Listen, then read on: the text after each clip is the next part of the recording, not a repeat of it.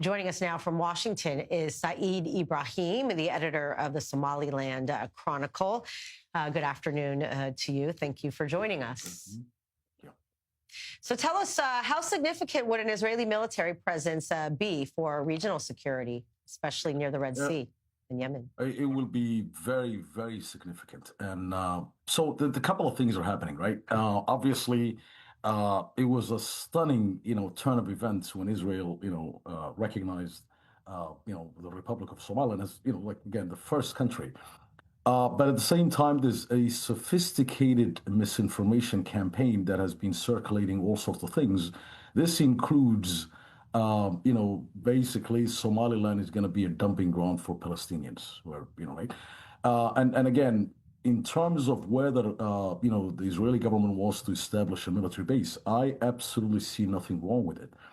But, again, from what little I understand in terms of the Israeli, military posture, it's not really the sort of thing that they put, effort in, since they're actually able to project power way beyond their sphere of influence. We've seen the kind of capability they can bring to bear in places all the way in Tehran.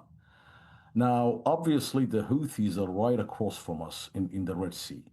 So in terms of, Somaliland and the state of Israel having a security and military cooperation, that would be a game changer. But at the same time, a military base would be pretty significant because I don't know if how much people know about this, but even the United States is seeking a base in Berbera, which is right on the Red Sea. So definitely an Israeli military base would be welcome, but I'm just not absolutely certain that that's where things are going, since we know Israel doesn't actually maintain military bases all over the world. Right. And with that said, I mean, is that going to only invite more problems, or will it be a deterrent, do you think? It will be a deterrent. Like different people, like every time somebody, even so much as looks at Somaliland, right? There's a lot of, doom and gloom, and people say, oh, this is going to, radicalize people. It hasn't happened. And in other words, what we actually saw was the complete opposite, a sea of Israeli flags in the capital and people jubilant and celebrating. So what really is happening is we have Turkey, we have Qatar, and all of these other countries. And again, Turkey does have bilateral ties with the state of Israel. There's nobody really complains about it.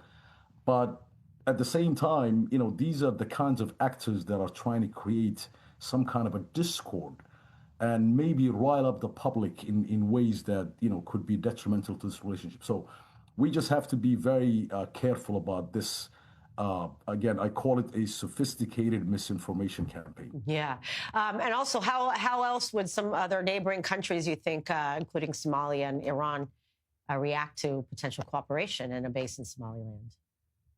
So Somalia is really a non-issue, right? And again, since it is a failed state, and unfortunately, they've got sort of government after government after government, and again, their sphere of influence doesn't even extend to the capital city of Mogadishu. So Somalia is not really a problem.